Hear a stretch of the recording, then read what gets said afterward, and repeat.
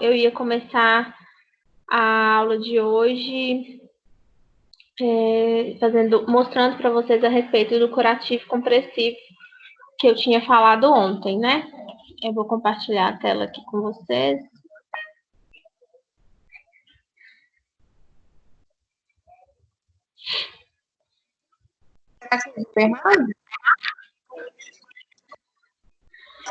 Boa noite.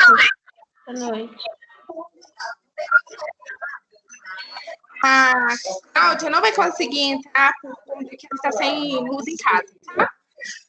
Beijo. O que foi que você está com essa cara de triste? Eu? É. Isso, sorria. Não precisa ser triste, não. Pressão, tô concentrada aqui tentando fazer esse trem funcionar. É porque ela entrou, só tinha eu e a Jane, Thaís. Ela ficou chateada. Eu entrei para sua alegria, mas não fez nada. Não fica triste. Então, vamos lá. Aqui, eu ia começar.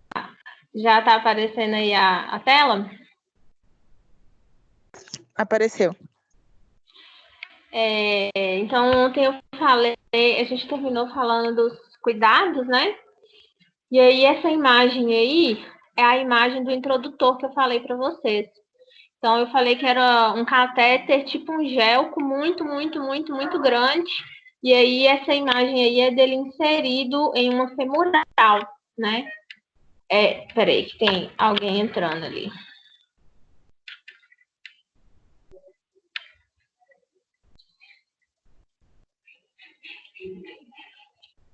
Isso aí, meninas. Acabamos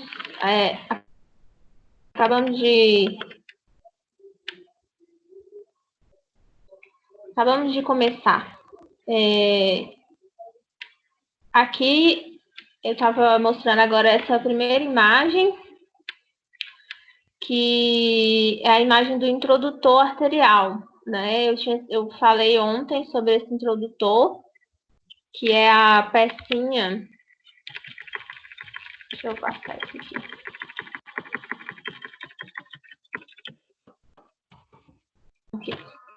Que é essa pecinha que eu falei que parece um gelco muito, muito, muito grande, muito maior. E aí ele funciona como um gelco mesmo, tem uma agulha dentro dele, é feita uma punção, e essa punção aí na femoral, e ele tem um orifício aqui na pontinha dele, ele é aberto, né? Ele é um introdutor valvulado. Então, ele permite que entre coisas, mas não permite que saia, porque se ele permitisse que saísse, o sangue aqui ia ficar saindo sem parar da artéria femoral. Então, através desse orifício que ele tem aqui, o médico ele vai inserindo os catéteres para chegar até lá no coração. E aí, no final do procedimento, no caso específico do procedimento de valvuloplastia, esse introdutor é retirado pelo médico. Então, para retirar essa primeira imagem aqui, ele vai palpar o pulso femoral, então ele palpa onde está exatamente essa artéria, porque se ele tirar esse introdutor sem achar a artéria, o sangue vai sair sem parar. Então, ele precisa palpar para poder ver onde que está o pulso e comprimir exatamente em cima da artéria. E aí, nesse momento, ele retira o introdutor. Aí ele vai ficar comprimindo esse paciente, no mínimo 20 minutos, sem mexer, sem tirar os dedos, sem o paciente levantar, todo mundo intacto, que é essa primeira imagem aqui, ó, ele fazendo a compressão indireta na artéria femoral até completa homeostase, ou seja, até parar de sangrar. E aí, nesse momento, o paciente pode apresentar algumas reações, que são reações de cunho vasovagal, porque ele vai estar comprimindo uma artéria de grande calibre do corpo, e isso induz o sistema nervoso parasimpático. E aí essa pessoa pode apresentar tonteiras, vômitos, bradicardia, mal-estar, que são sinais de reflexo, de reação vasovagal. Então, se ele começar a apresentar tontura, náusea, vômito, a gente, em geral, corre 500 ml livre de soro, administra sintomáticos, né? Plasil, ondansetrona, se o Plasil não puder. E no caso da bradicardia, se for uma bradicardia persistente, pode ser necessária a administração de atropina. Normalmente, quando o paciente começa a apresentar esses sinais, a primeira coisa que a gente precisa fazer é dar uma afrouxadinha na compressão. Às vezes está fazendo muita força, apertando demais, e dá para dar uma aliviada sem sangrar pelo sítio. Aí, logo em seguida, após essa compressão, é feito o curativo. Aí, aqui tem o rolinho que eu mostrei para vocês. Então, nessa figura aqui, ó, dá para ver bem direitinho esse rolinho. Embola um tanto de gás e faz um rolo mesmo. E aí, esse rolo é colocado sob exatamente o sítio e é feito o curativo com esparadrapo. Então, pega o esparadrapo, atira, larga, então, o esparadrapo intacto, e faz o curativo conforme está demonstrando essa figura aqui. Então, esse curativo, ele inicia lá no flanco, lá na crista ilíaca desse paciente, e ele passa na coxa toda, em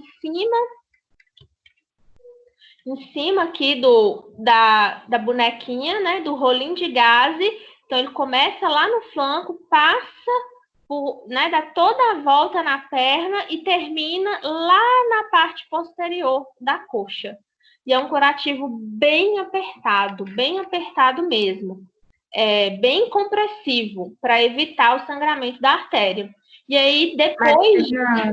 A Cláudia Camila está tentando entrar. Ela está pedindo para você autorizar ela, fazendo favor. Admitir... Pronto. E aí, então, gente, esse curativo roda a perna toda, né? E aí, esse momento aqui é o único momento depois do procedimento que esse paciente pode dobrar a perna, na hora que você está fazendo o curativo. Em seguida, ele vai esticar essa perna, e o fato dele esticar essa perna faz com que esse curativo aperte mais ainda. E aí, vai ficar assim nas próximas 6 horas. E aí, a gente tem que lembrar que é muito apertado esse curativo, então pode diminuir a circulação para a perna. Então, eu tenho que ficar olhando se essa perna não está ficando roxa, se ela não está muito pálida, se não está muito fria, como que está essa perfusão, e orientar esse paciente que se ele sentir alguma água escorrendo, né, ele notar que está tendo sangramento, para ele comunicar imediatamente,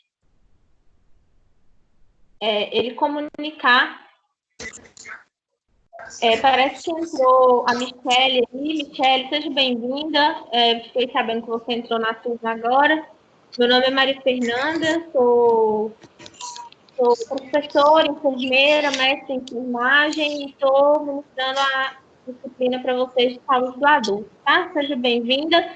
Eu queria aproveitar e pedir para você pegar com a Cláudia, com a Thaís, meu e-mail e me mandar para poder te ajudar aí nesse conteúdo que você perdeu, tá? Tá bom, obrigada.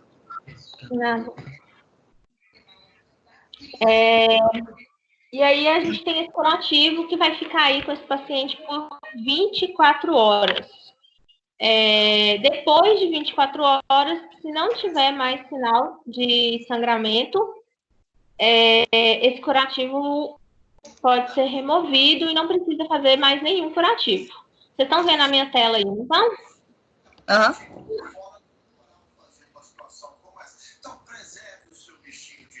Gente, vocês estão vendo a minha tela?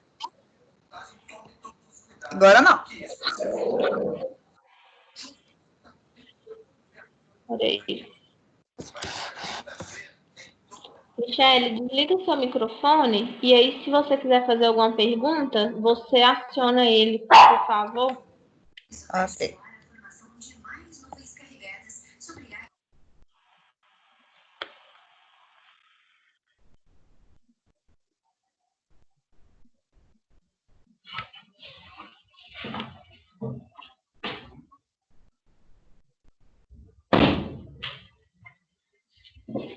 Só um minutinho, gente, que tá abrindo a tela aqui para compartilhar.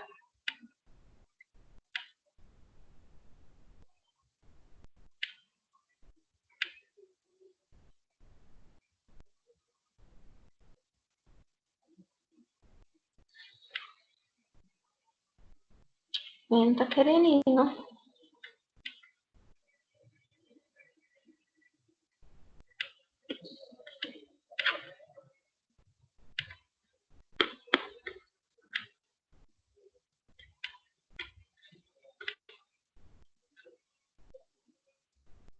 Foi. Então, esse curativo fica aí com esse esparadrapo. Então, por ele ser muito apertado e o esparadrapo, né, é uma fita bem grosseira, costuma fazer bolha. Essa bolha é uma lesão por dispositivo médico por fricção, porque depois das 6 horas esse paciente pode sentar, pode mexer na cama, e aí esse curativo, o esparadrapo meio que queima, que machuca, tá? É muito comum de acontecer. Aqui eu trouxe só para vocês verem que o acesso também pode ser via radial, não para cateterismos realizados, não para valvuloplastias, não pode ser feito pela via radial, porque a artéria não aguenta. Precisa ser uma artéria de grosso calibre. Mas outros tipos de cateterismo pode ser feito por via radial e é preferível, inclusive, que sejam feitos. Aí aqui eu estou mostrando para vocês um curativo que pode ser realizado pela via radial. E aqui do lado é fazendo o curativo, né? Nesse curativo aqui ele usou uma faixa menor de esparadrapo, mas sempre começando lá no flanco, passa por cima do sítio, e aí esse esparadrapo ideal é que ele não termine aqui não. É que ele envolva a perna e aí termine lá na face posterior da coxa. Fernanda, tem um exame que a gente realiza que tem contraste, que faz esse curativo também, não tem? É um exame também do coração, eu esqueci qual que é o nome. Deve ser a cineangiocoronariografia, que é o cateterismo cardíaco.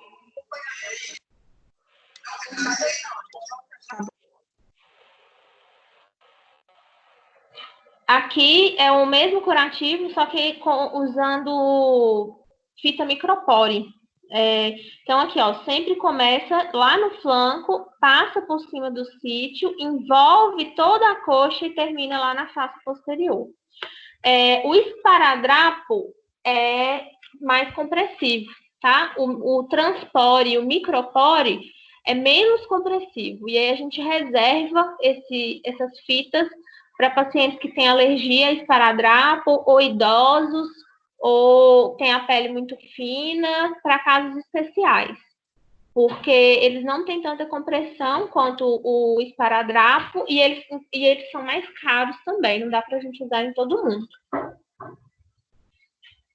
O transpore, inclusive, é menos alergênico e tem mais tração, mais força do que o micropore. Ele dá uma esticada melhor do que o micropore.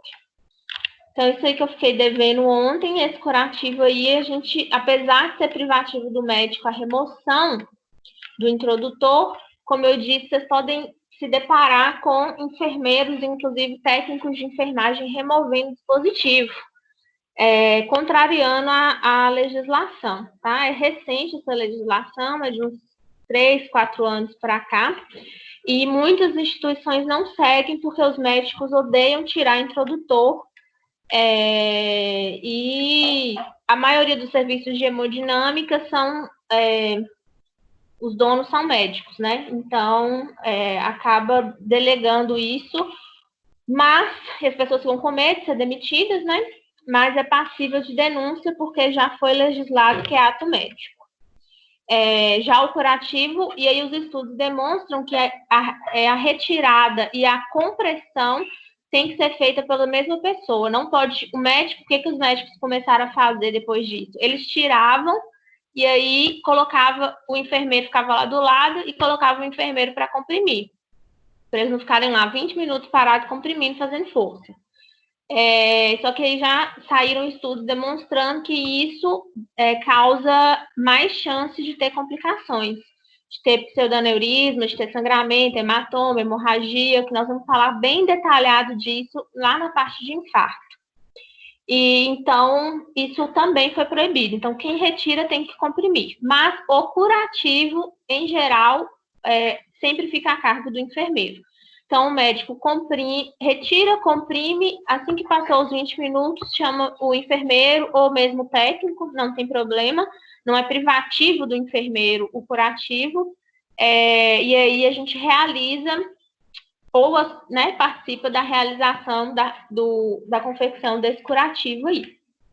E quem faz todo o monitoramento pós-exame vai ser o enfermeiro. Se tem sangramento, se está fazendo hematoma, como que está a perfusão, e a prescrição dos cuidados, né? O banho tem que ser no leito, nas 24 horas pós-procedimento, e etc. Tudo que eu falei, já tinha falado ontem. Dúvidas, gente?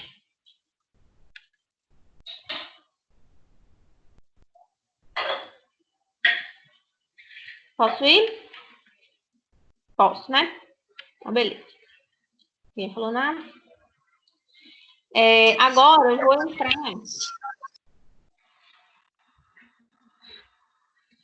Agora eu vou entrar na questão do trabalho, do nosso trabalho, né? Vamos fazer um fechamento aqui da parte de introdução e da parte de referencial teórico ou revisão de literatura, que é o desenvolvimento, né? Michele, aí você já vai pegar um pouco o bonde andando desse trabalho, mas essa aula é importante para você desenvolver o seu trabalho. Então, você já vai ter as orientações aí mais mastigadinhas um pouco, vai ser um pouco mais fácil, porque as meninas tiveram que aprender na marra. E aí, agora, eu vou fazer um fechamento dessa parte, finalizando, na verdade, explicando tudo que eu venho explicando durante as trocas de e-mails, né? Eu mandei material de como fazer objetivo, mandei material de como fazer pergunta, de como colocar a pergunta na introdução, como montar uma introdução, como fazer as citações, e a todo momento que eu mandava isso, eu estava pedindo para que vocês buscassem, né? Que vocês pesquisassem como fazer. Que não só eu desse tudo mastigado para vocês de como é que vocês teriam que fazer o trabalho. Até porque, te explicando, Michele, o objetivo desse trabalho é fazer, além de ter, né, um trabalho científico para os grupos, para apresentação em eventos, né, dependendo da qualidade do trabalho, até publicar em revistas científicas, que a gente começasse a ter maior familiaridade com o processo de construção de um trabalho científico, pensando no TCC, né, para que vocês chegassem mais preparados para esse momento, o momento da construção do trabalho, da defesa do trabalho, da apresentação do trabalho, né, e para isso, eu não gostaria que vocês chegassem lá nesse momento totalmente crus e sofresse um impacto muito grande.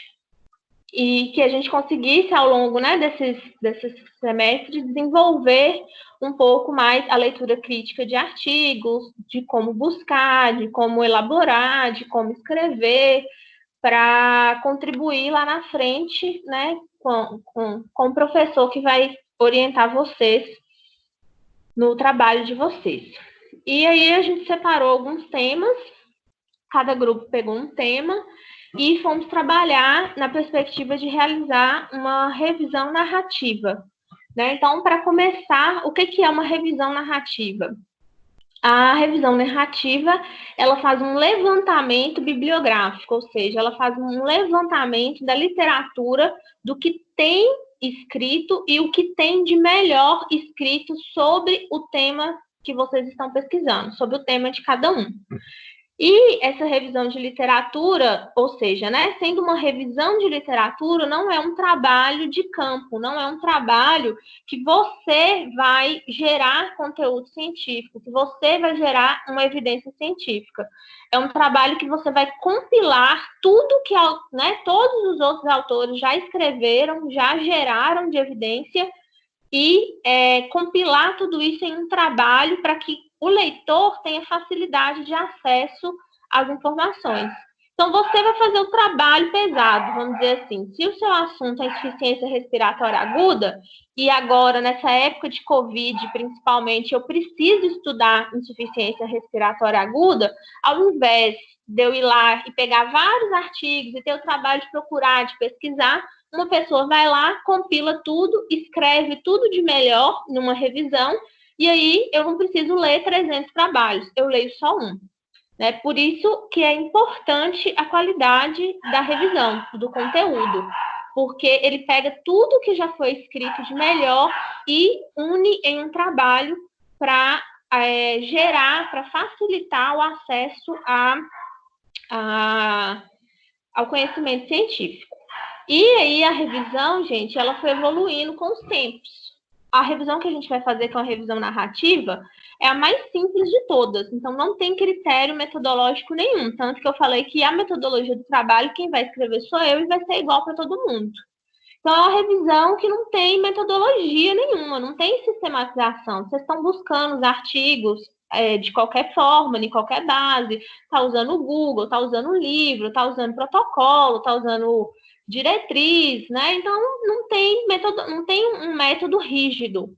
Vai pegando tudo aí que vocês acharam do assunto de mais interessante e joga no trabalho. A revisão integrativa já é um pouco mais elaborada, porque nesse tipo de revisão não vai pegando aleatório todos os materiais que existem. Nessa revisão tem uma estratégia de busca, que eu vou mostrar para vocês aqui no trabalho de revisão integrativa, como que é essa metodologia, como que é muito mais exigente. Precisa ter estratégia de busca, precisa ter palavra-chave, precisa ter pesquisa nas melhores bases de dados do Brasil e do mundo, segue um rigoroso método de seleção para esses artigos, então não pega qualquer um, não aceita qualquer coisa, não aceita protocolo, não aceita diretriz, não aceita livro, então ela é mais rigorosa. E depois da revisão integrativa, inclusive, tem uma outra, que é a melhor de todas. Inclusive, é melhor do que estudos clínicos randomizados, que é o top do top da pesquisa científica, que é a revisão sistemática. Por quê? O que a revisão sistemática faz? Ela revisa apenas estudos clínicos randomizados. Então, vocês provavelmente, no trabalho de vocês, pegaram estudos observacionais, estudos de corte, estudos de caso-controle, relato, outras revisões, estudo de caso, relato de caso. Então, isso são todos estudos com baixa evidência. Diretriz, protocolo, documentos do Ministério da Saúde, documento da Sociedade Brasileira. Numa revisão sistemática não se aceita nada disso. Só aceita estudo clínico randomizado. Então, o que é o estudo clínico randomizado? É aqueles estudos que usam, só para vocês situarem, placebo e remédio. Então, dá para um grupo o remédio e o outro grupo usa o placebo. E ninguém sabe o que é que está tomando, só quem está liderando a pesquisa. E olhe lá. Então, esses estudos clínicos, né, que são esses estudos que estão realizando aí em época de Covid, que geram as melhores evidências, que a Organização Mundial da Saúde, a Organização Pan-Americana se baseia, eles são a base da revisão sistemática. Uma revisão sistemática só revisa estudo clínico randomizado. Então, o nível de evidência dela é A, é o melhor de todos. E ela segue também um protocolo de pesquisa. Existem entidades específicas no mundo para poder avaliar a qualidade das revisões sistemáticas, tamanho, a magnitude, o poder que elas têm de evidência científica. E nenhum desses três é difícil de fazer quando a gente dá uma aprofundada no assunto. É uma revisão, então uma revisão você precisa sentar no computador e escrever. Não é uma pesquisa de campo, você precisa ir para o hospital, você precisa dar o remédio para um, o remédio para outro, testar a intervenção. São trabalhos mais, não são de campo, né? Mas a revisão sistemática é a melhor de todas e não é difícil de fazer, garanto para vocês. Só precisa saber pesquisar, precisa saber ler e escrever o artigo científico. E aí, como eu disse para vocês, eu estou satisfeita com a escrita, né?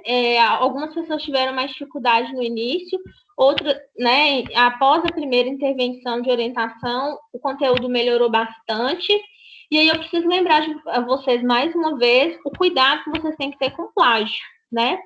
Não pode copiar na íntegra o que vocês leram de qualquer pessoa do mundo, nem se for seu colega do lado, copiar e colar igual e falar que foi você que escreveu. Isso é plágio, isso é crime, né? Em qualquer âmbito, seja no âmbito de você conseguir publicar isso, sair numa revista, no âmbito da faculdade, no âmbito da sua sala de aula. Se um colega seu quiser te processar, ele pode. Então, tem que ter bastante cuidado na hora de escrever esse conteúdo, né? Que eu vou mostrar para vocês o que significa isso. E aí, o que eu senti mais dificuldade na hora que eu estava lendo é da coesão, da coerência de assunto. Não é nem o conteúdo, às vezes o conteúdo tá bom, mas a forma de ligar um conteúdo a outro, de contar a história, é que não tá satisfatório. Então, começa falando, é como se estivesse contando a história de Chapeuzinho. Era uma vez uma menina, Chapeuzinho Vermelho, e ela saiu para levar a cesta de doce, e aí, de repente, volta. Não, a mãe do Chapeuzinho está preparando a cesta quando você já estava falando que ela estava saindo para ver a avó. Então, a ligação, o desenvolvimento, o desenrolar da história foi o que eu senti mais dificuldade no trabalho de vocês até então. E aí, eu sempre mandei nos e-mails tentando dar uns exemplos bem didáticos de como é esse desenvolvimento e falando para vocês que toda revisão de literatura segue um padrão. Eu não estou inventando da minha cabeça que é assim, né? Segue um padrão. Se você pegar aqui, hoje eu estou trazendo 2 revisões, elas seguem o mesmo padrão. Eu falei, leiam revisões de literatura, vocês vão ver que segue o mesmo padrão. Se escreve da mesma forma, né? É assim que se faz trabalho científico, não estou inventando da minha cabeça, é assim que a comunidade científica se comporta, e a gente, dentro dessa comunidade científica, tem que se comportar da mesma forma, querendo ou não, ficando feliz ou não, é assim que é a vida. Então, vamos começar. Primeiro trabalho. Só pontuando, eu acho que a maior dificuldade, igual você falou, que estava tendo vendo que os trabalhos não estavam sendo coerentes, né? Assim, uma ligação do assunto no outro. Pelo menos estou falando do meu trabalho. Eu acho que essa dificuldade estava por quê? No meu entendimento, eu teria que pegar da forma do autor X, aquela parte que eu achei interessante, e colocar ela sem mudar nenhuma vírgula, e colocar na frente a citação que eu peguei daquele autor. Igual a respeito dos cuidados de enfermagem com o paciente em tal patologia. Eu achei uma diretriz. Eu achei que eu teria que pegar a diretriz na íntegra, como aquela sociedade estava me impondo, e colocar, fazer um pequeno texto em cima, de acordo com a diretriz tal, os cuidados de enfermagem tem que ser de acordo assim, e colocar na íntegra da forma como a diretriz colocou, entendeu? Eu acho que é por isso que estava sendo a dificuldade dessa conexão em um assunto no outro, que a gente não estava descrevendo com as próprias palavras, acho que era por essa dificuldade. Isso. Aí, quando a gente até conversou, Thaís, quem fez dessa forma que a Thaís está falando, e foi que eu já tinha pontuado para ela, está errado, tá? Eu não posso só colocar um textinho inicial e copiar na íntegra. Não, isso é plágio, não posso fazer isso. Então, quem fez dessa forma já tem que começar a corrigir. Então, não vai desfazer tudo que fez até agora, porque a gente já corrigiu e já foi adequando. Então, vai ter que pegar parágrafo por parágrafo e reescrever. Então, se o parágrafo está falando lá, avise a todos que estão sendo gravados. Isso aí está escrito lá na íntegra. Pegou do autor e colocou lá no seu trabalho. Avise a todos que estão sendo gravados.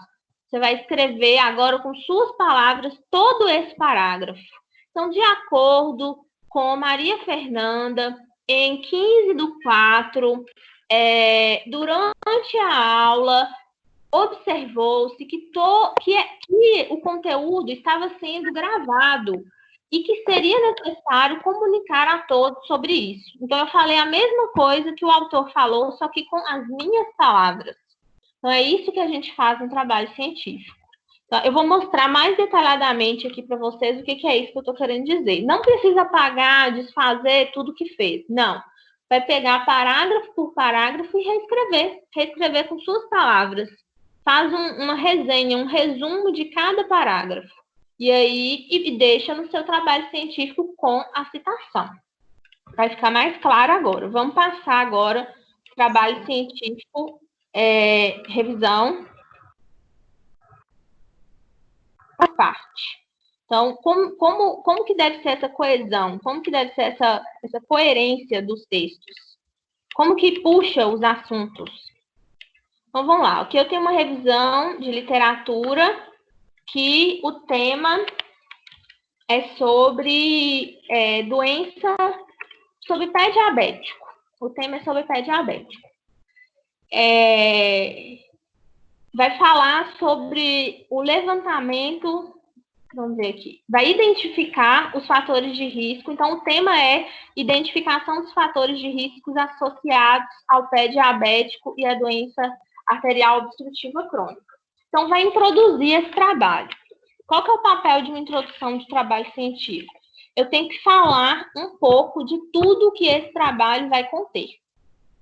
Então, eu tenho que pincelar todos os assuntos que a minha revisão vai abordar lá na frente. Eu tenho que introduzir. Então, se o tema do trabalho é a identificação dos fatores de risco associados à ocorrência de pé diabético, eu preciso contar uma história até chegar na identificação desses fatores de risco. Então, eu tenho que contextualizar tudo o que eu estou falando, tudo que eu vou falar ao longo do meu trabalho. Então, como que essa pessoa aqui começou o assunto? Ela começou falando do diabetes, porque o pé diabético é uma complicação do diabetes, que é a doença maior. Então, ele começa falando que o diabetes é a designação utilizada para referenciar um grupo de doenças metabólicas que são caracterizadas pela elevação da glicemia sanguínea associada a complicações sistêmicas.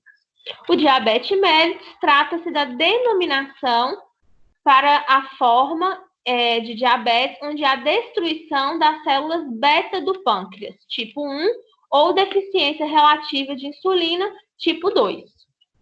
Então, como o assunto é identificar fatores de risco para pé diabético, começou contando a história do diabetes, né? Falando o que é diabetes, porque o pé diabético vem do diabetes. Então, eu quis contextualizar da onde que vem esse pé diabético. Aí aqui, em seguida, vem a citação, né? O que é a citação? Como que é a forma certa de fazer uma citação? Nesse modelo ABNT aqui, ó, a pessoa pôs ADA, que é uma associação americana de diabetes, vírgula, a data. E aí ele não tirou isso aqui de um lugar só. Provavelmente a primeira oração ele tirou do material da ADA e a segunda oração tirou do material da Sociedade Brasileira de Diabetes, 2009. Então, citação da BNT é dessa forma. Tem gente fazendo citação Vancouver. O que é a citação Vancouver? É aquela citação que não fica no final aqui, ó, descrito da onde você tirou. Vem só um númerozinho no final do texto, assim, ó, um númerozinho sobrescrito. Essa é a citação de Vancouver. Qualquer uma que vocês fizerem, eu vou aceitar e corrigir. Não tem problema.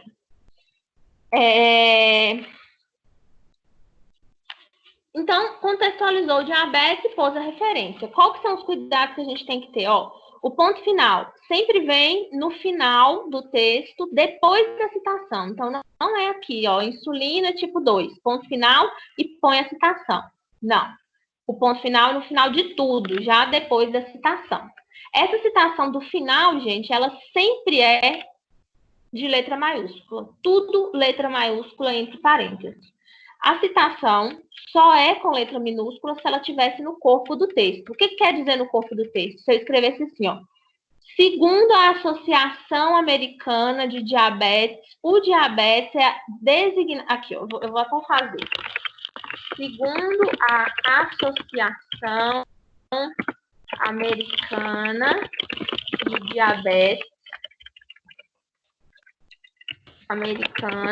de Diabetes, aí, ó, eu abro parênteses, 2012, fecho parênteses. O diabetes é a designação utilizada para referenciar um grupo de doenças. Isso aqui também é uma citação, só que é uma citação no corpo do texto. Aí eu uso com letra minúscula. No final do texto, sempre letra maiúscula. Ah, Maria Fernanda, qual que eu escolho? Você vai escolher, eu oriento você a escolher essa citação no final do texto. Por quê? A citação dentro do texto, ela já caiu em desuso e ela só é admitida nos momentos de discussão. Lá, que não é o caso de revisão de literatura. Revisão de literatura não tem discussão. Então, na discussão de trabalhos de campo, se admite colocar essas citações no corpo do texto. Quem está falando isso? É a Maria Fernanda? É a orientadora da Maria Fernanda? É a professora da Maria Fernanda? Não. Quem está falando isso é a comunidade acadêmica. E como que a gente sabe disso? Lendo os artigos. Quando você pegar um artigo, você não vai ver esse tipo de citação. E se você mandar esse trabalho para a melhor revista científica do Brasil ou do mundo, ele vai voltar o trabalho pedindo para você corrigir, que é o que eu estou fazendo com vocês. Então, aí depois de falar do que é diabetes, ele vai e fala um pouquinho da epidemiologia, que eu também orientei isso a vocês. Introduz do que vocês vão falar, depois fala um pouco de epidemiologia do assunto. Sempre tem que ter número, sempre tem que ter número. E é sempre bom a gente falar números do Brasil e números do mundo, para conseguir confrontar. Então, ele vem falando ainda do diabetes. Ressalta-se nesse contexto que o diabetes mellitus tipo 2, doravante designado DM, é a forma presente em aproximadamente 95% dos casos de diabetes e se desenvolve de forma progressiva por tempo variável e, quando instalada, se não tratada adequadamente, pode acarretar diversas complicações. Então, ele leu isso aí, ó, lá no site da Sociedade Brasileira de Diabetes, um material do ano de 2009, e escreveu com as palavras dele o assunto. Aí, continuando falando do diabetes, o diabetes é reconhecido um severo problema de saúde pública, isso aqui é epidemiologia, ó. Considera-se no ano de 2012 mais de 371 milhões de pessoas portadoras de diabetes. Aí aqui, ó, eu já iria corrigir. Não se usa mais essa designação, sempre que eu vou falar de uma doença, portador de insuficiência respiratória aguda, tá errado. Se você mandar isso para uma revista, por que tá errado? Se você mandar para uma revista, ele vai te retrucar falando o seguinte: a gente não denomina o ser humano pela doença dela. Então, o certo é pessoas com insuficiência respiratória aguda, pessoas com diabetes no mundo, sendo que 48, milhões desses morreram devido à doença. Então, fez toda a epidemiologia e, no final, citação. Aí, ó, depois que ele trouxe o panorama do mundo, ele traz do Brasil. No Brasil, a realidade não é diferente. O país ocupa a 4ª posição em prevalência de diabetes no mundo, e tal. Dados brasileiros mostram, fala do número de óbitos, né? Só que aí, beleza, até agora só falou de diabetes. É isso que importa para esse trabalho? Não, ele está querendo falar de identificação de fator de risco de pé diabético. Então, começou a falar do diabetes, ele tem que puxar o próximo assunto, que é entrar no pé diabético. Como que essa pessoa entrou nesse assunto? Aí começou. O Ministério da Saúde determina que junto com a hipertensão, ainda está falando da magnitude da doença, ó. Impacta de forma negativa na economia do país, blá, blá, blá. E aí ele traz todos esses dados para falar do impacto negativo do diabetes no país e na população. E aí ele linka o outro assunto, falando sobre a importância do controle do diabetes. Então, olha para você ver como que ele contou a história. Primeiro ele falou o que era diabetes, depois ele falou como que o diabetes mata no mundo, como que o diabetes adoece no mundo. Depois ele conta como que o diabetes mata no Brasil, como que o diabetes adoece no Brasil e começa a falar da importância de controlar esse diabetes. Senão, esses números que ele falou logo atrás só vão piorar, só vão matar mais gente ainda. E aí ele começa a falar do controle, né? Por que é importante controlar? Porque as pessoas com diabetes desenvolvem complicações.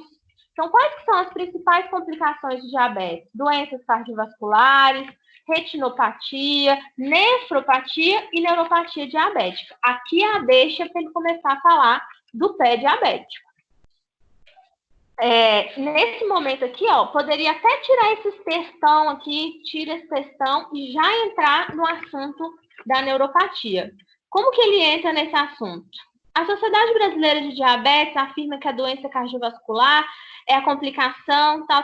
Isso aqui tiraria. Então, vou entrar aqui, ó. Em estudos desenvolvidos por Silva, a prevalência dessa complicação dos pacientes diabéticos chegou a 78,9%.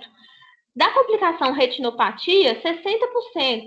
Da complicação neuropatia, atinge níveis significativos de portadores da doença, acometendo até 50% dos diabéticos. Aí ele linka o assunto. Diante dessa perspectiva, os portadores de diabetes apresentam risco aumentado para doença cardiovascular.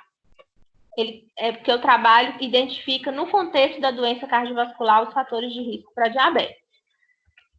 Ele fala um pouco aí da doença arterial obstrutiva crônica para contextualizar a população alvo dele, e aí entra no pé diabético. Ó. Nesse contexto, estima-se que 1 em cada 3 pessoas com diabetes possui doença arterial periférica.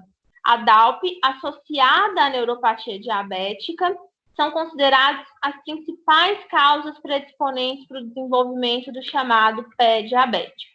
Então, aqui ele começa a falar exatamente do assunto, do que trata o objetivo do trabalho. Então, antes disso, ele contou toda uma história. Ó. O que é o diabetes, qual que é a magnitude do diabetes, como que ela mata, como que ela adoece, quais que são as complicações. Depois que ele falou das complicações, ele pinça o que ele realmente quer falar, que é o pé diabético. E aí ele começa tudo de novo, agora falando do pé diabético. Caracteriza esse pé diabético a infecção, ulceração e ou destruição. Ele vai começar a falar o que é o pé diabético. E aqui eu vou chamar a atenção para vocês para um ponto importante. Olha para você ver. Ele vem falando, caracteriza-se por pé diabético, abre aspas, infecção, ulceração e ou destruição dos tecidos profundos associadas a anormalidades neurológicas e vários graus de doença vascular periférica dos membros inferiores. Fechou aspas. Sempre que tiver aspa no trabalho, quer dizer que isso aqui é uma citação direta. Olha como que faz uma citação direta. O nome do local onde que você tirou, então ele tirou do Grupo Internacional sobre o Pé Diabético, vírgula, a data desse trabalho, vírgula, P.16, a página onde que está. Então, o que eu fiz? Eu fui lá no trabalho para conferir se está falando a verdade. Como que eu fiz isso? Nesse documento aqui, na página 16, ele tem que ser de 2011, tem que ter essa definição aqui, idêntica e exatamente igual ele escreveu. Se tiver erro de português, tem que estar exatamente igual. Então, eu vou lá, fui lá, procurei o arquivo, que é esse daqui, Consenso Internacional do Pé Diabético, grupo, cadê? Tem que ver se é do grupo. Consenso, tal, 2001, tá batendo.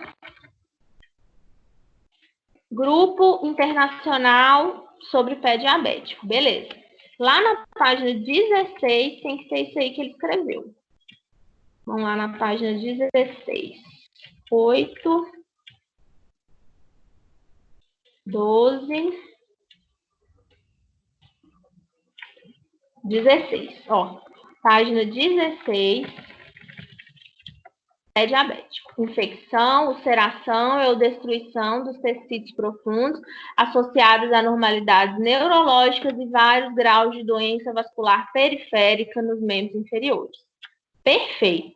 O que essa criatura fez aqui? Uma citação direta. O que é a citação direta? Copiar na íntegra o que o material que você está lendo está dizendo.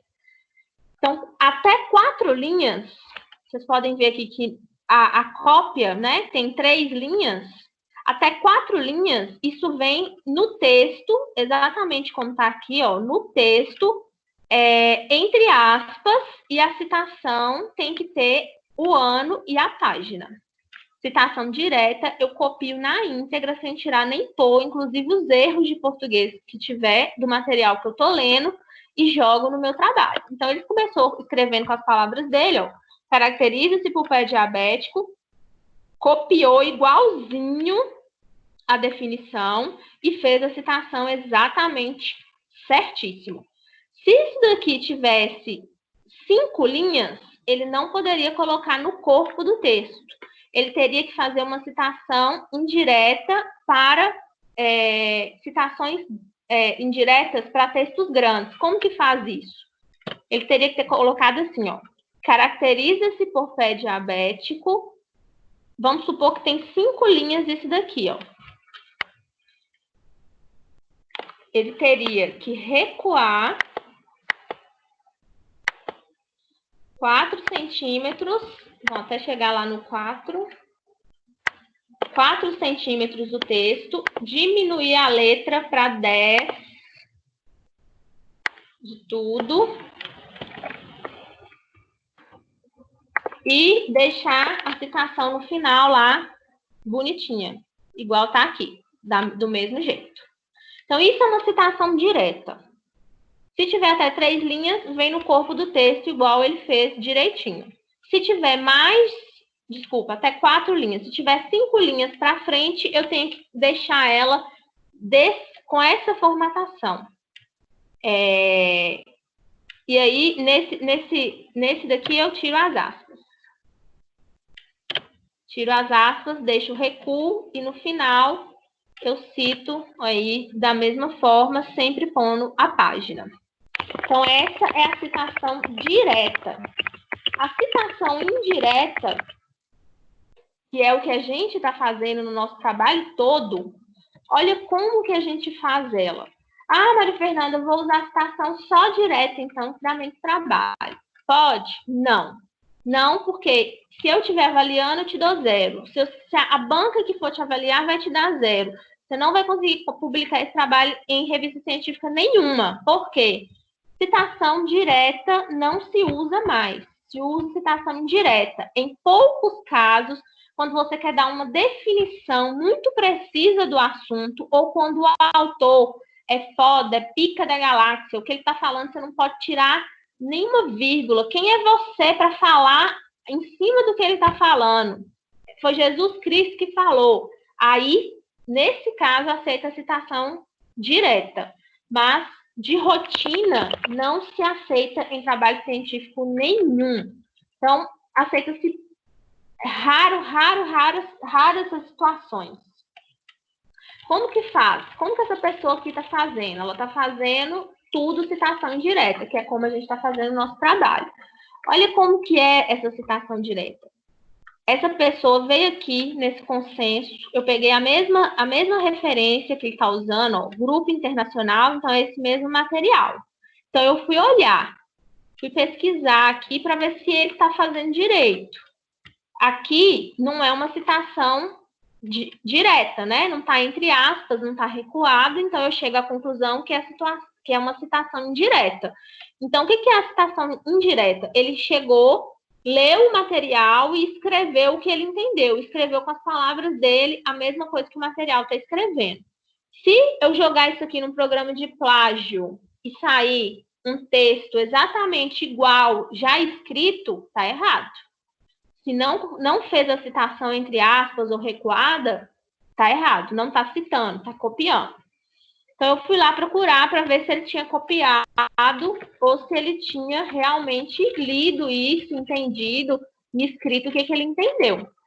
Por que a gente faz resumo, resenha, a faculdade inteira, gente? Justamente para a gente poder treinar essa capacidade de fazer a interpretação de um texto e escrever com nossas palavras. Para quando chegar na hora lá do nosso TCC, a gente saber fazer essa interpretação e escrita. Aí eu fui e me deparei com essa situação aqui, ó, epidemiologia do pé diabético.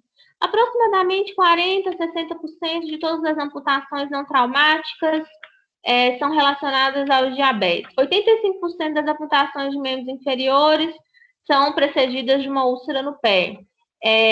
Aqui logo embaixo, as úlceras nos pés são documentadas como precedentes em aproximadamente 85% de todas as amputações diabéticas. E aí, o que essa pessoa está escrevendo aqui no texto dela?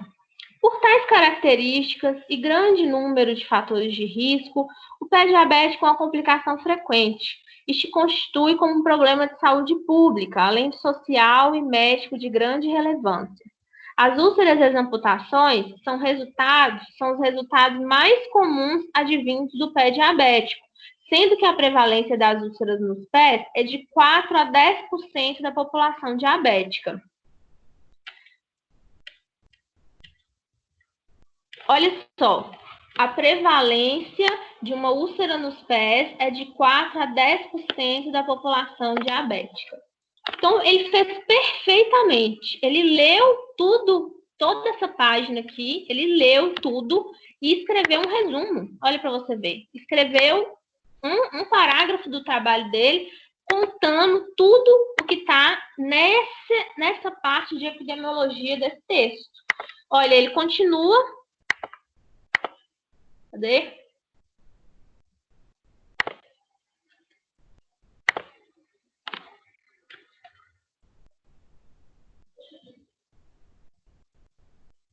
Deu pau.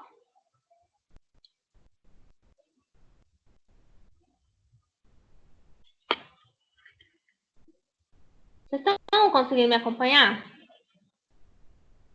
Sim. Beleza. Espera aí que eu vou ter que parar de compartilhar a tela e compartilhar de novo.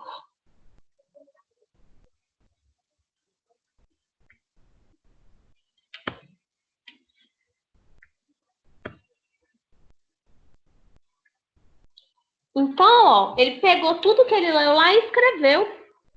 Aí depois ele ainda continua, ó. Acrescido a esse quadro, 85% das amputações dos membros inferiores associadas ao diabetes são precedidas de uma úlcera de membros inferiores, sendo que a maioria dos casos de tais amputações foram realizadas devido à infecção e isquemia de membro.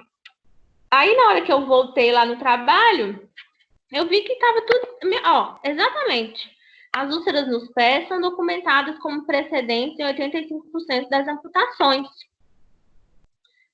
A maioria dos casos de amputação, na maioria dos casos, a amputação teve que ser realizada devido à combinação da infecção profunda e da isquemia. Olha para você ver, ele pegou, ele leu, ele interpretou isso e escreveu seu próprio texto. O texto dele está falando diferente disso, é a opinião dele, é o que ele acha? Não. É a mesma coisa que o consenso está falando, só que com as palavras dele. Então, é como se ele tivesse lido, estudado, entendido e escrito o que ele entendeu com as palavras dele. Só que isso não foi ele que inventou, não é dele, não foi ele que criou, não foi ele que desenvolveu, não foi ele que descobriu. Então, é necessário citar da onde que foi que ele leu isso. Então, todo o trabalho científico, quando você coloca citação, quando você referencia, é por conta disso, né? Segue essa lógica.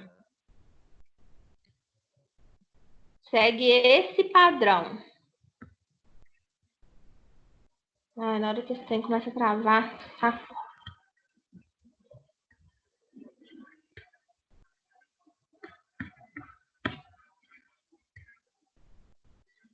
Então, aqui eu tenho um exemplo de uma citação direta. Aí ele põe a citação, ó. Onde que ele leu, grupo internacional, vírgula, a data do trabalho, a data do manuscrito que ele leu.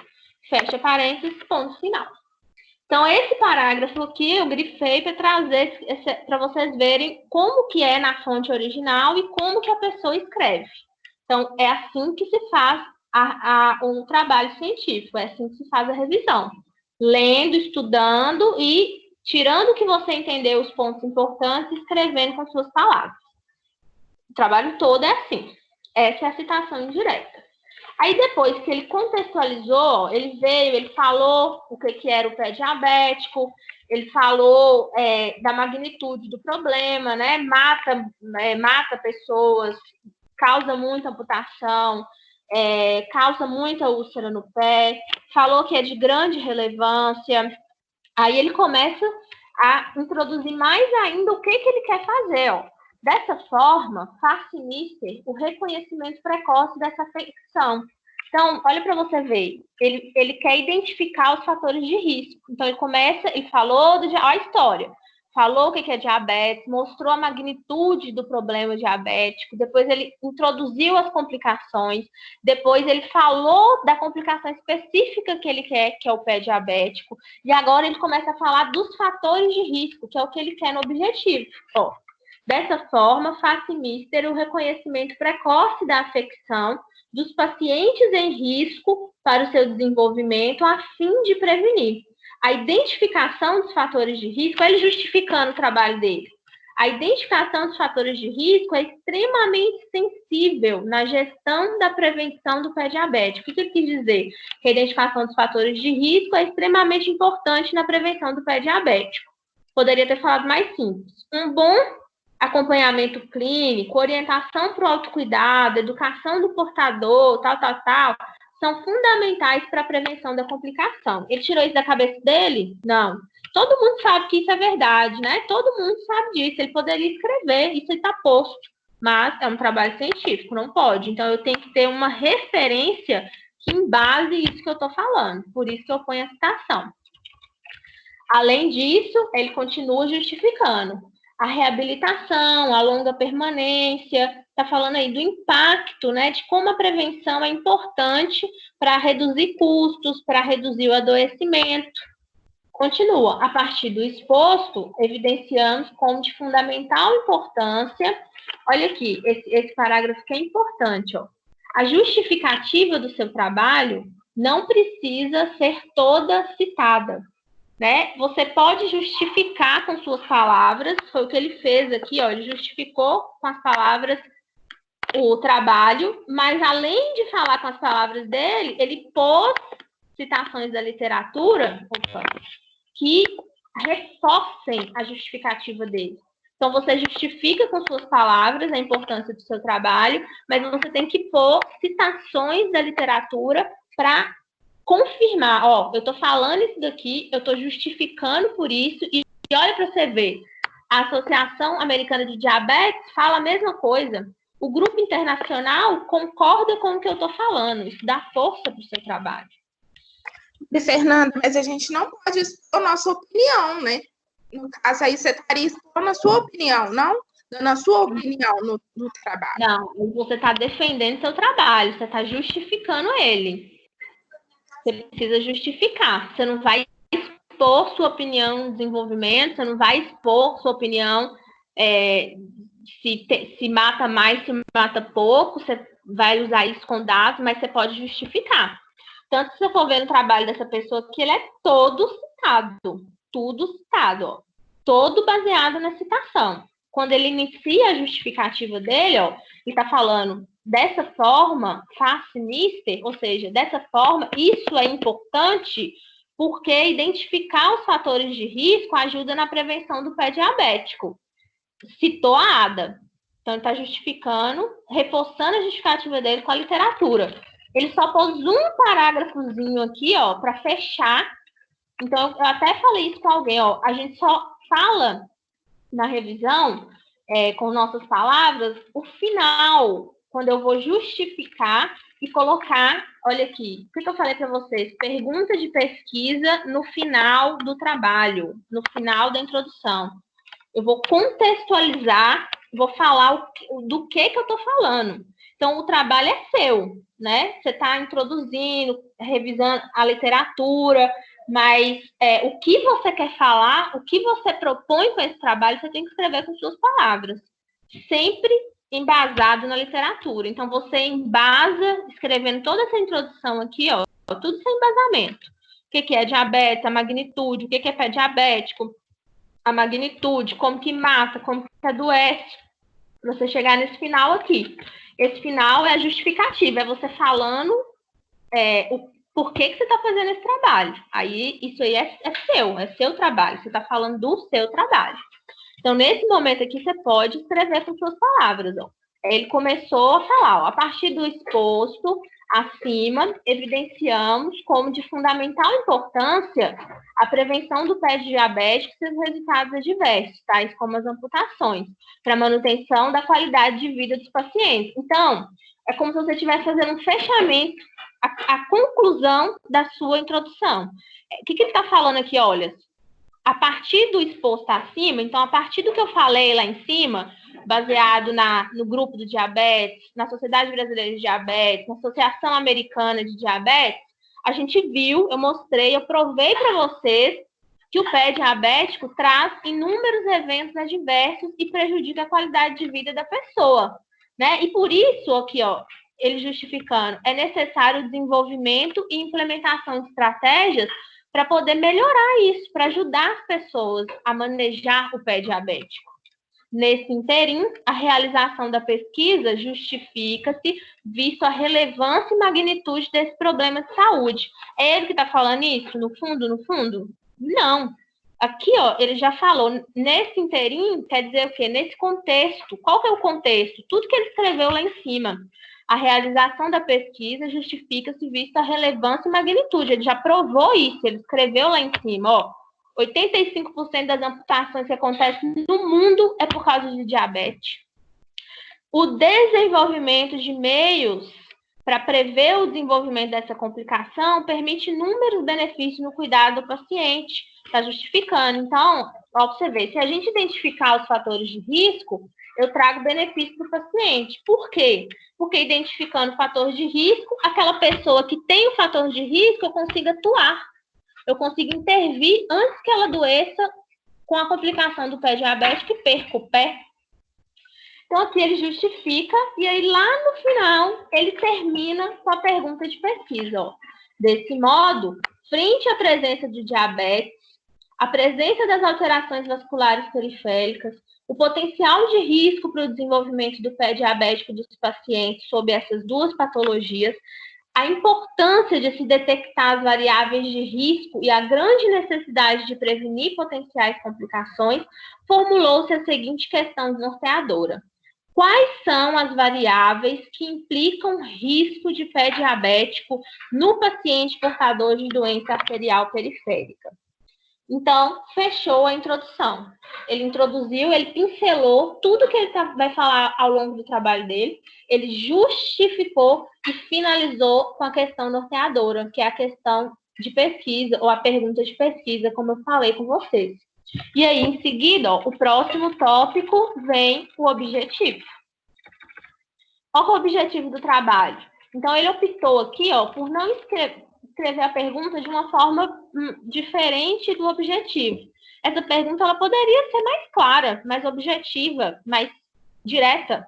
Então, ao invés de ser quais são as variáveis que implicam risco de pé diabético, quais são os fatores de risco para pé diabético no paciente portador de doença arterial periférica, ponto.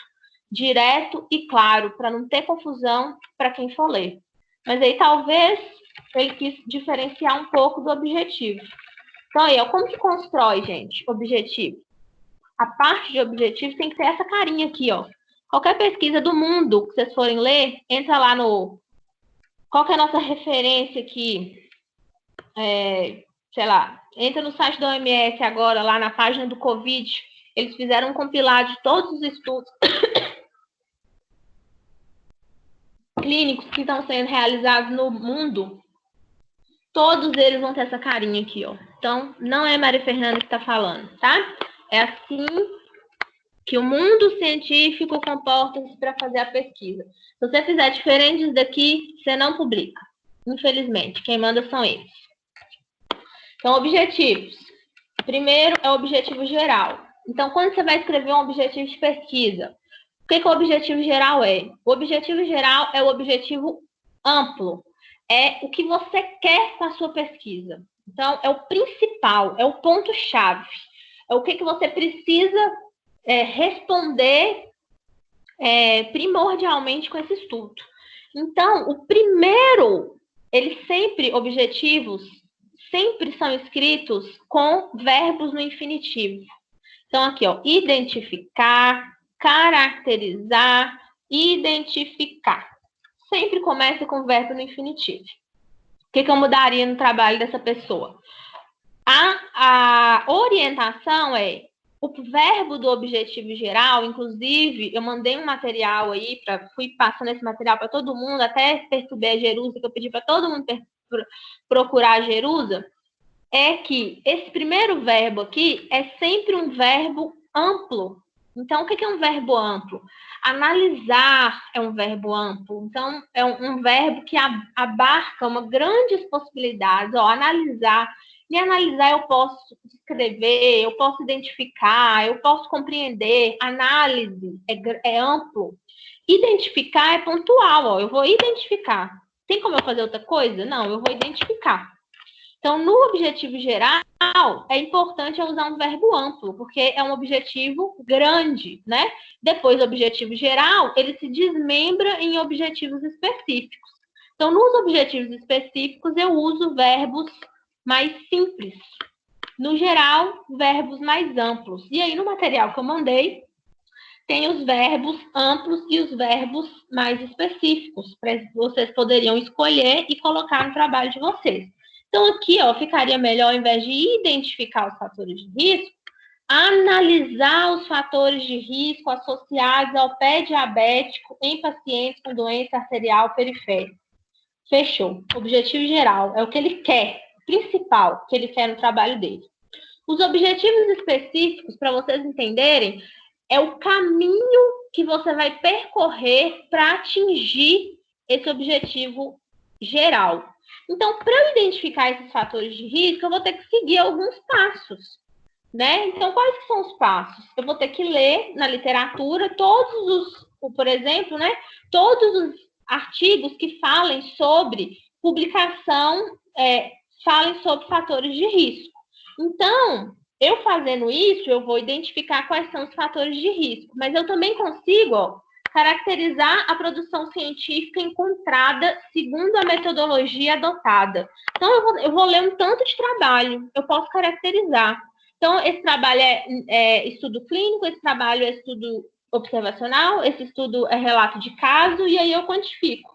Da minha pesquisa, a produção científica que eu usei era de 80% estudo de caso-controle, e 5% era estudo observacional.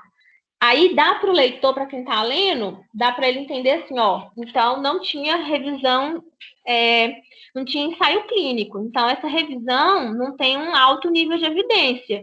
E, automaticamente, as publicações que falam de fatores de risco no mundo não tem nível de evidência bom. Então, eu posso fazer um trabalho melhor, um estudo clínico randomizado. E aí vão surgindo outras pesquisas da sua.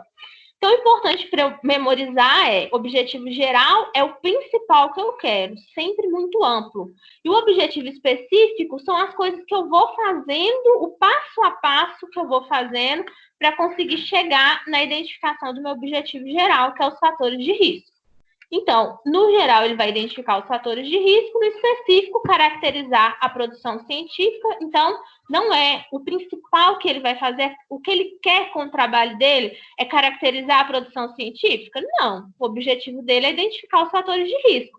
Mas aí, ao identificar os fatores de risco, ele consegue também caracterizar a produção científica. Então, ele põe que, como foi um resultado, né, ele tem esse número, ele pode pôr como objetivo específico. E o segundo, identificar o nível de evidência que ele também consegue fazer ao analisar os fatores de risco.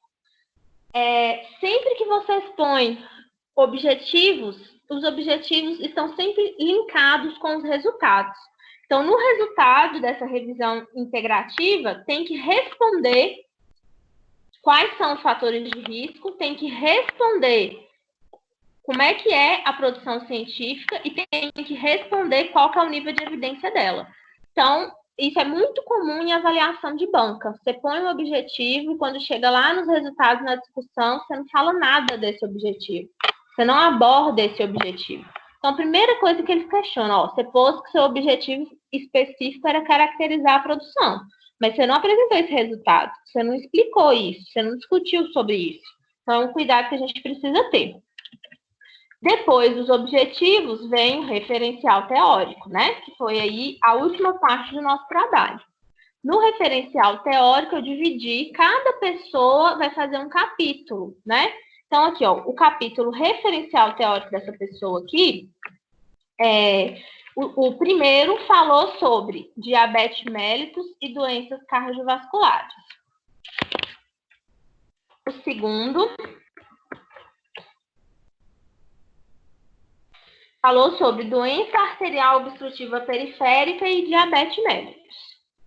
O terceiro falou o pé diabético no portador de diabetes mellitus e doença arterial obstrutiva periférica. Então, fez 3 capítulos. Como que você define o que você vai abordar no seu referencial teórico? Então, vocês não precisaram fazer isso, porque eu já dei para vocês o que cada uma ia falar. Mas, observa, o objetivo do trabalho dele é identificar os fatores de risco para pé diabético no portador de doença arterial periférica. Então, como que ele começou a falar, contar essa história? Começou falando do diabetes e da doença cardiovascular, porque a doença cardiovascular, a doença arterial periférica é uma doença cardiovascular. Aí depois ele falou, aí ele foi falando, trazendo dados da literatura, falando sobre esse assunto, diabetes mellitus, diabetes mellitus, depois chega falando, diabetes, mortalidade, depois ele entra nas doenças cardiovasculares. Olha como ele linkou um assunto com o outro, A mortalidade dos pacientes diabéticos, ele está falando do diabetes o tempo todo, portadores de diabetes. Essa doença está presente em 10% da população, traz complicações, insuficiência renal e doenças cardiovasculares. Essa aqui foi a deixa para ele linkar. Aqui, nesse momento, ele linkou diabetes e doenças cardiovasculares. Aí, aqui, ele começa a falar. A mortalidade dos pacientes diabéticos é maior do que a população em geral e decorre especialmente das doenças cardiovasculares. Olha só. Aí, ele começa a falar, a doença cardiovascular é a causa de 80% das mortes dos pacientes diabéticos. Olha como ele estava falando de diabetes e puxou o próximo assunto, doença cardiovascular.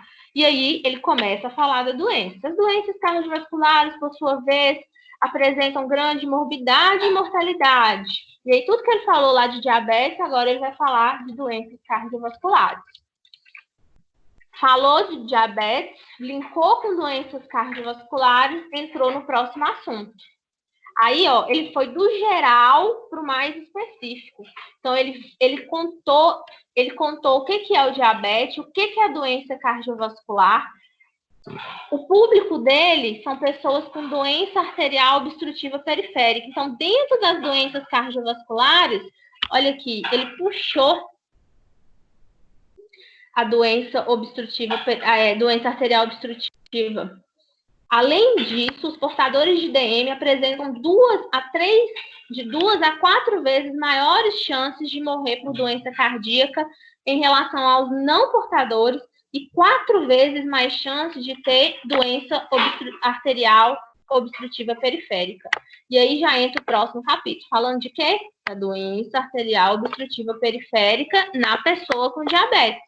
que é o público dele lá. Ele quer identificar os fatores de risco para pé diabético em pessoas com doença arterial obstrutiva periférica. Então, a pessoa tem que ter doença arterial obstrutiva e tem que ter diabetes. Aí ele começa o capítulo falando da doença arterial obstrutiva periférica. O que é a DALP? Como que ela acontece por causa da aterosclerose.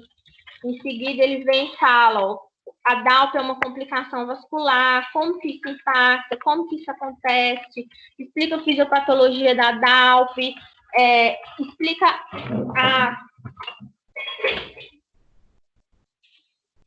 epidemiologia da DALP, a magnitude, traz um estudo realizado em Madrid encontrou entre diabéticos um alarmante nível de DALP. 100% dos diabéticos tinham DALP. Então, traz dados para mostrar a importância, né, a relevância da DALP. Por que é importante estudar fatores de risco para pé diabético nesse público? Aí, logo em seguida, ó, ele trouxe falando da DALP e entrou no assunto das amputações. Logo em seguida vem o próximo capítulo. Falou de amputação, falou do pé diabético. Ó. Pelo referenciado em cima, evidencia-se quanto o número de diabéticos cresce de maneira exponencial. E aí introduz o assunto pé diabético, que vai afunilando, deixando mais específico. Ó. Segundo, sendo a DALP sabidamente considerado um fator de risco para pé diabético, sempre trazendo citação, tudo citado, referencial, teórico. Nessa parte aqui, você não põe nada com suas palavras, tudo citação, tudo retirado de outros trabalhos. Então, foi fazendo, foi contando a história, falando de tudo, falando do problema das úlceras, só que aí aqui, ó, ele começa a falar mais específico ainda do que ele quer, dos fatores de risco. Então, ele traz aqui, ó, por que é importante a classificação de risco, a identificação dos fatores de risco, para montar scores de risco que ajudam a identificar quais são esses fatores e ajudar essas pessoas. Então, ele prova, aqui é a metodologia. Aqui ele prova que, a partir desse referencial teórico, é importante eu identificar os fatores de risco para poder manejar melhor o pé diabético. O nosso trabalho, ele vai ficar aqui, ó, só nesse referencial teórico. Ele vai ser construído, demonstrada a importância do nosso tema, lá só aqui, no referencial teórico. Porque é uma revisão narrativa, então não tem discussão, não tem uma metodologia rebuscada. São esses capítulos aqui que vocês entregaram hoje, né? Então, o próximo passo é a gente juntar isso tudo. O capítulo que cada pessoa escreveu, juntar nesse referencial teórico igual está aqui, ó. Referencial teórico, capítulo 3.1, blá, blá, blá, blá, blá. Capítulo 3.2, blá, blá, blá, blá, blá. Depois a metodologia, que eu vou mandar para vocês. Aqui tem uma metodologia de um trabalho de revisão integrativa. Então, olha só como ela vem, ó. Provavelmente, o TCC de vocês não pode ser uma revisão narrativa, porque é um trabalho muito básico. Mas admite a revisão integrativa. Então, como que vocês vão fazer? Ó? Vocês vão escrever metodologia e vão pôr o tipo do estudo. Então, aqui vocês falam, o estudo é uma revisão integrativa da literatura. Ela segue 6 passos, conforme fulano de tal falou aqui. É uma das referências mais utilizadas. Quais que são esses passos? Aí, ó, toda revisão integrativa é baseada nesses passos. Elaboração da pergunta norteadora, busca e amostragem na literatura, coleta de dados. Na metodologia, você vai contando como que você vai fazer isso. Essa aqui, ó, está mostrando como que vai elaborar, como que foi elaborada a questão norteadora, usando a estratégia PIC, que eu já mostrei para vocês. Busque a amostragem na literatura. Então, traz a pergunta de pesquisa de novo, fala aonde que vai pesquisar, A busca será em artigos publicados em revista das bases de dados da BVS, será conduzida a partir da combinação desses descritores, quais que são os critérios de inclusão, então vai ser incluídos artigos em português, inglês, espanhol, de 2009 a 2014, quais são os critérios de exclusão? Artigos pagos, só vai, ou que não tem pertinência, ou que não tem o tema pertinente. Como que você vai selecionar a sua amostra? Como que você vai coletar os dados? Né? Qual que instrumento que você vai utilizar? A gente não fez nada disso. A gente só foi pegando e colocando. Então, a revisão integrativa ela é muito mais rigorosa na metodologia. Então, ó, precisa de um instrumento para coletar os dados, precisa de um instrumento para poder avaliar os trabalhos, como que você vai selecionar, qual programa que você vai usar. Aqui não terminou. Então, nesse trabalho aqui, ó, logo depois da metodologia, a pessoa vai apresentar os resultados. Então, qual que é o resultado? Quais que são os fatores de risco? Qual que é o nível de evidência das publicações e a característica dessas publicações. Depois que você apresentou esses 3 resultados, você discute. O discutir é você pegar os resultados que você teve e confrontar com a literatura. Então, o que quer dizer isso? Então, vamos supor lá que você achou, você foi caracterizar a sua publicação, você viu que as publicações têm baixo nível de evidência. Então, você vai colocar lá resultados. As publicações foram essas e 50% eram relatos de casos. Aí você tem que ir lá na literatura e procurar alguém que já falou sobre isso.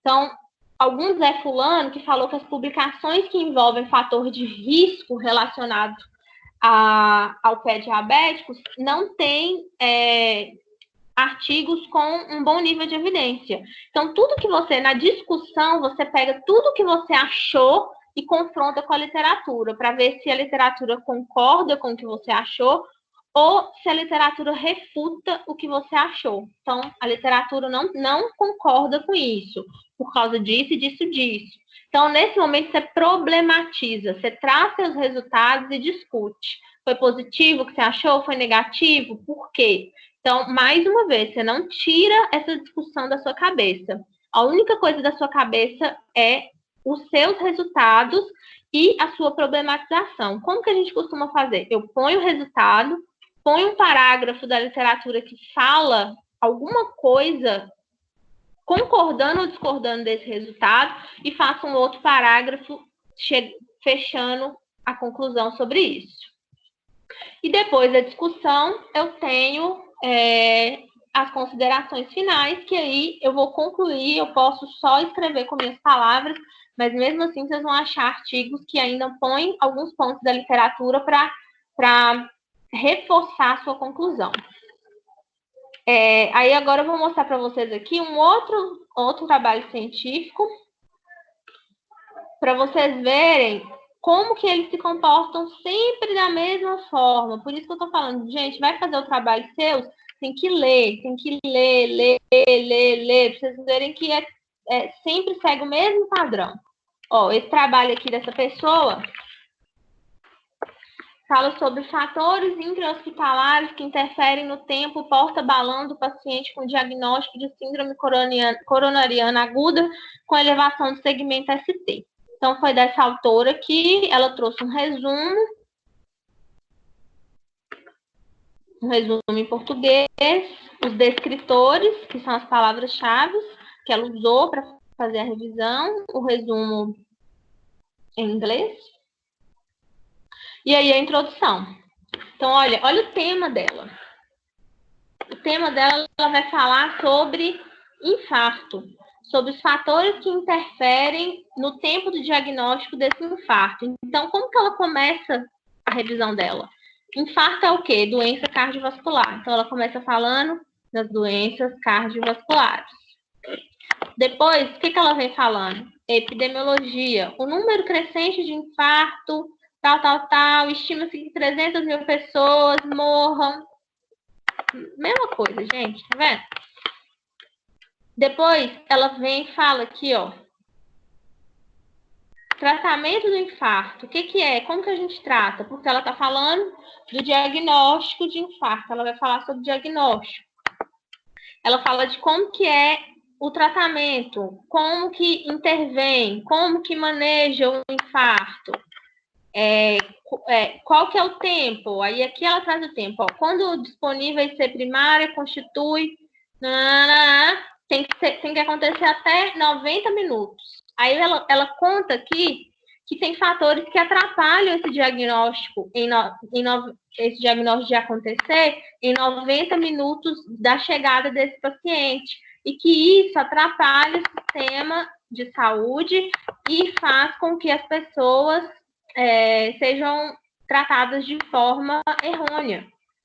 Aí ela vem discutindo isso, falando ó, o papel dos profissionais, fala do enfermeiro, como que o enfermeiro participa, tal, e termina como, gente? Nesse contexto, emerge a seguinte pergunta de pesquisa. Quais são os fatores...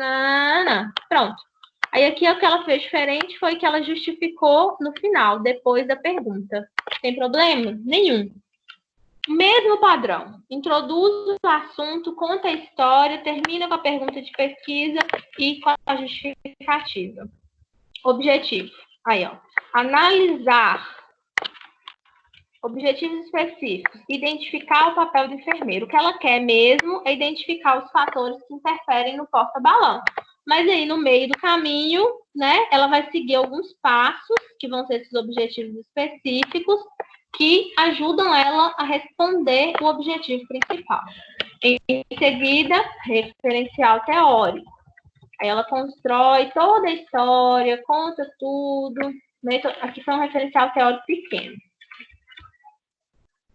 Metodologia, vai estar lá a mesma coisa. Quando vocês forem fazer o seu, vocês podem pegar isso aí, pegar isso aqui como um protocolo. Pega isso daqui e segue esses passos. Por isso que eu falei, gente, pesquisa, revisão integrativa de revista importante, revista latino-americana de enfermagem, faz igual, lê para vocês verem como se conduz o assunto. Aí ela vem trazendo a metodologia, enorme. Ó, resultados de discussão. Então, aí ela trouxe todas as publicações que ela achou, fez a caracterização de todas elas, pôs um quadro. Depois ela discute.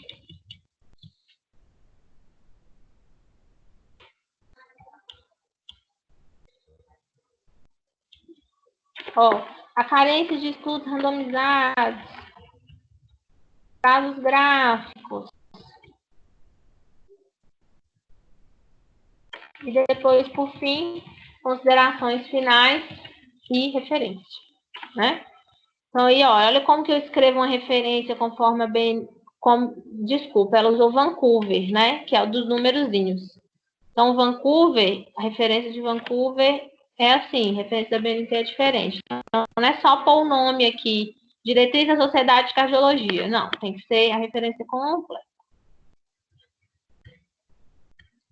Aí, desta forma, eu tenho a elaboração de um trabalho científico, né? Foi o que eu sugeri para vocês, que vocês leiam outros trabalhos para vocês pegarem a malícia, a manha, né? A formatação é importante, as normas são importantes, citação, referência, conteúdo, a forma de escrever, como você liga os assuntos, tudo isso conta, né? Porque o objetivo de você fazer um trabalho científico é você publicar, é você contar para o mundo sobre o que você está estudando, né? Sobre os seus achados a respeito desse assunto.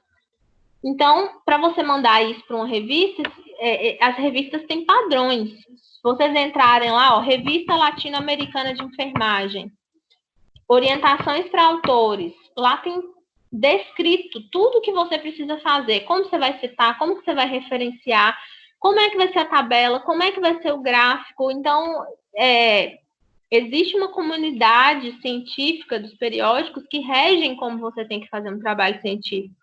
Por isso que é tudo muito parecido, a forma de escrever, a forma de lidar. Os pesquisadores, todo mundo é um nicho, né? Tem uma forma de falar, de se comportar, de escrever, tem um estilo de literatura científica que não é igual. Teve gente que mandou e eu falei assim, olha, esse trabalho é trabalho de ensino médio.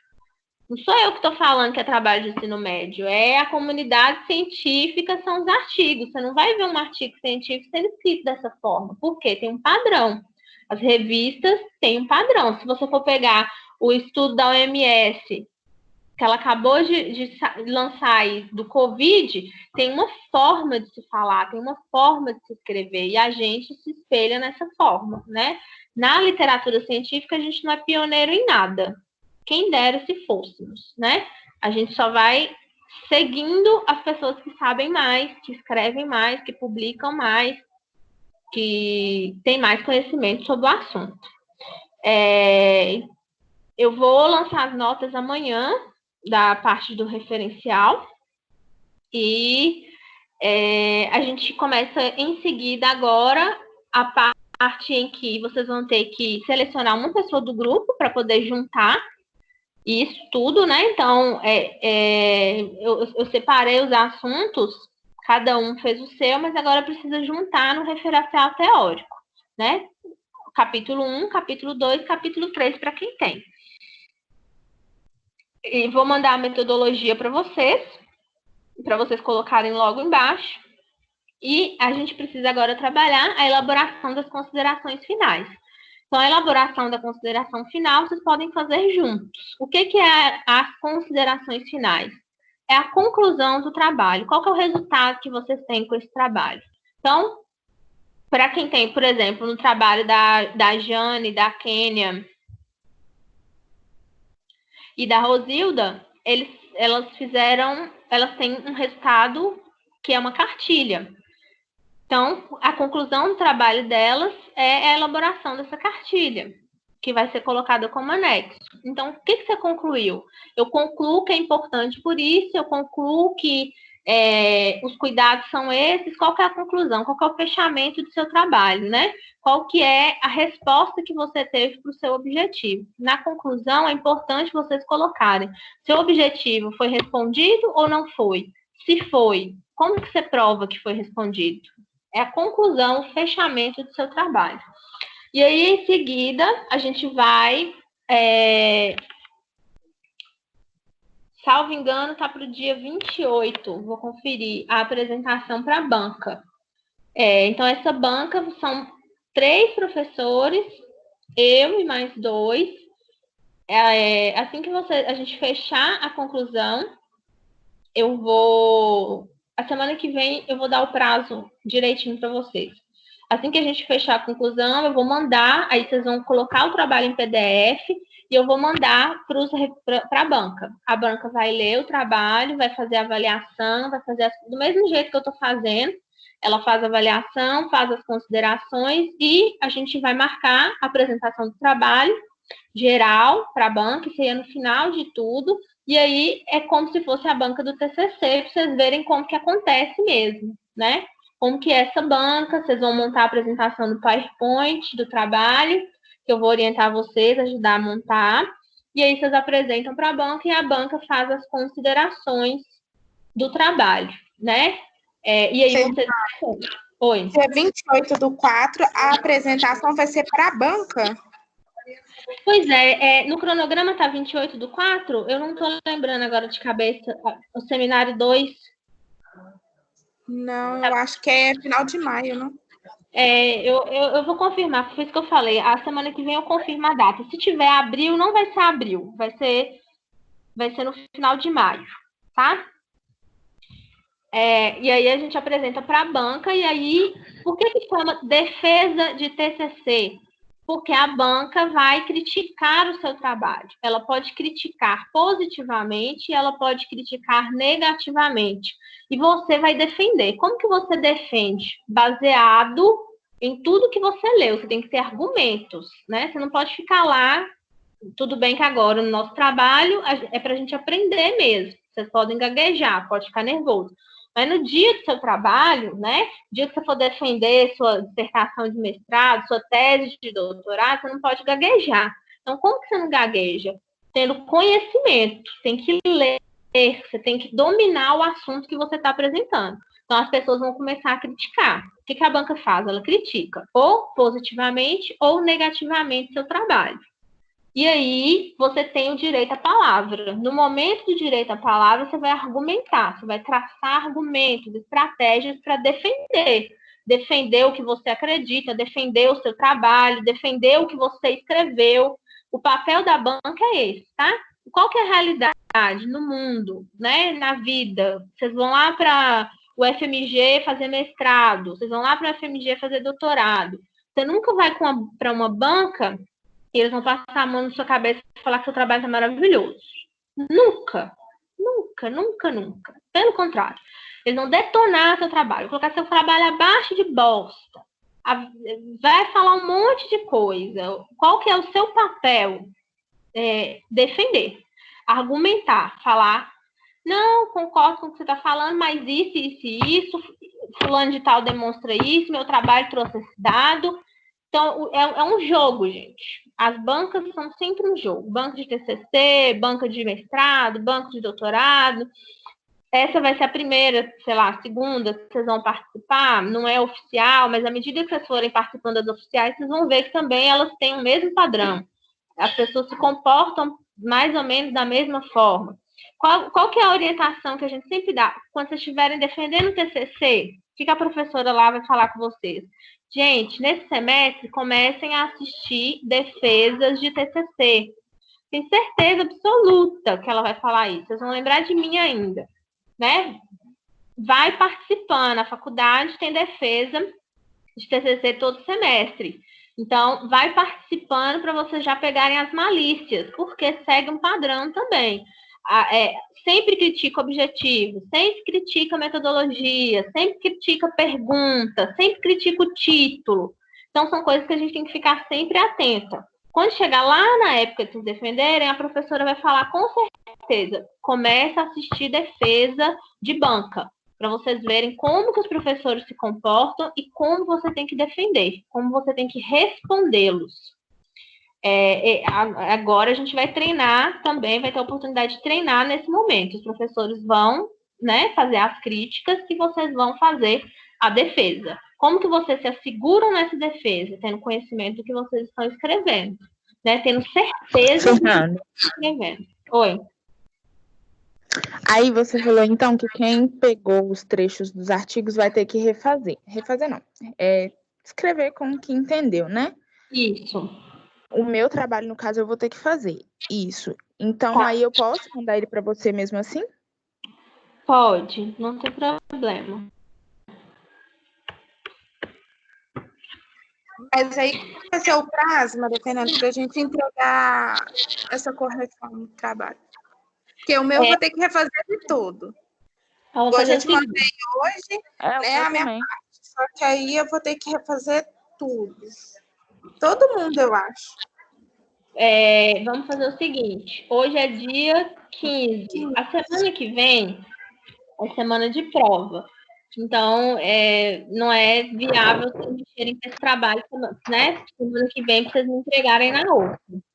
E aí eu tinha proposto que a gente iria apresentar os trabalhos depois da semana de prova. Então, também não vai ser, para a gente poder ter tempo de corrigir. Então, hoje é dia 15, a semana que vem é a semana de prova. Então, na outra semana que eu tinha falado que ia ser a apresentação, que vocês iam fazer a apresentação para mim, não vai ser.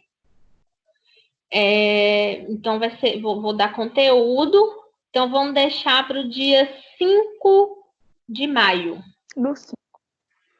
6 de maio. Acho muito tempo, não é não? Hã? Acho muito tempo.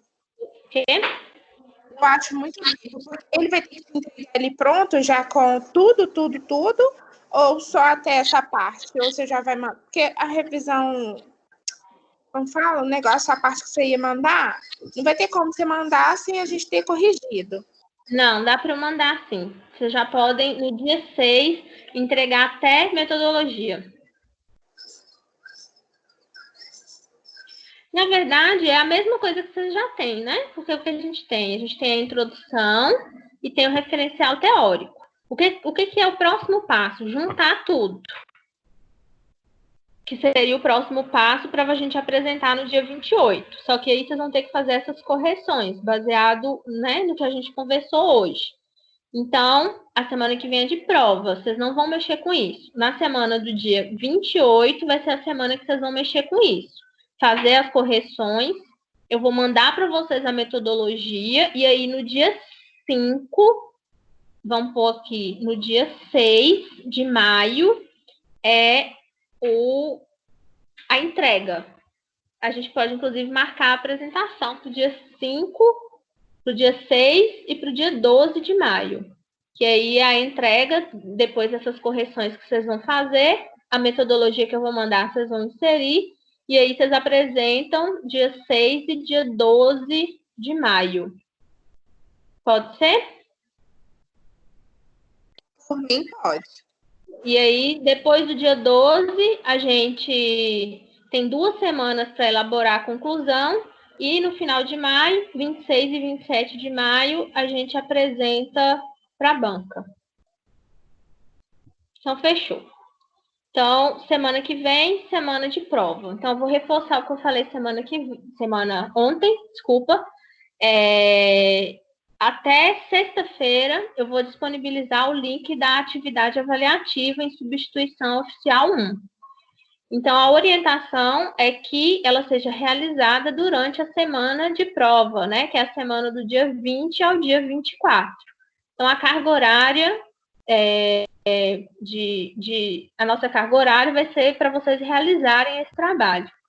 Desculpa, essa avaliação. Então, eu vou disponibilizar o link, vai ter 10 questões, tem o mesmo valor da oficial 1, e não vão ter aula terça e quarta-feira à noite, porque é o momento, a carga horária para vocês realizarem. E aí, só que concomitante a isso, nessa semana, vai ter um cronograma diferente de aulas. São aulas paralelas dadas por outros professores, que vocês podem participar. E eu disse que eu vou selecionar as que encaixam no nosso conteúdo, que eu acho interessante. E claro que os outros professores também vão dar outras sugestões. E aí eu já falei para vocês, de antemão, que eu gostaria que vocês assistissem a aula do dia 24, sexta-feira, 9 horas da manhã, que vai ser sobre estomoterapia, ou seja, cuidado com feridas. E aí eu vou mandar o link para vocês, e quem não puder assistir nesse dia e horário, a aula vai ser gravada e disponibilizada. Passando essa semana de prova, então, na semana do dia 28, aula com conteúdo, dando continuidade, dando aula, conteúdo normal. E aí é a semana que vocês vão se debruçar sobre a correção do trabalho e encaixar, né, fazer a ligação dos conteúdos, que cada capítulo que cada um escreveu, e colocar a metodologia que eu vou mandar para vocês. E aí, na outra semana, vai ser a apresentação de vocês. A apresentação, então, será no dia 6 e no dia 12. Quando eu mandar a metodologia, eu mando para vocês o dia e horário que cada uma vai apresentar. A gente vai apresentar pelo programa aqui no horário de aula normal. Então, a banca vai mandar o link para a banca vai entrar, vocês vão apresentar, elas vão fazer as considerações, como se fosse um TCC mesmo, para a gente treinar. Bom, acho que é isso. Aí, eu teria até o dia 20, tá? Para enviar a prova, mas a avaliação, desculpa, o exercício avaliativo. Mas aí, até sexta-feira eu já mando, e aí eu preciso reforçar mais uma vez, gente, que até o dia 28 isso precisa estar feito, tá? Porque eu preciso lançar a nota, e se não tiverem feito, eu não tenho como lançar a nota, vai ficar com 0. Então, atente-se, né? Não deixa de né? Faz semana que vem, senta no horário da aula e faz a prova, para não postergar, deixar para depois e perder o prazo. Perder o prazo, eu não tenho como deixar igual, né? A gente deixa o trabalho aí, deixa para prolonga prazo, para fazer exercício avaliativo não tem jeito. Então, não desperdice a semana que vem o horário para poder realizar. Enfim, era isso que eu tinha para falar para vocês por hoje. Alguém quer perguntar alguma coisa, falar alguma coisa? Eu quero falar, Fer.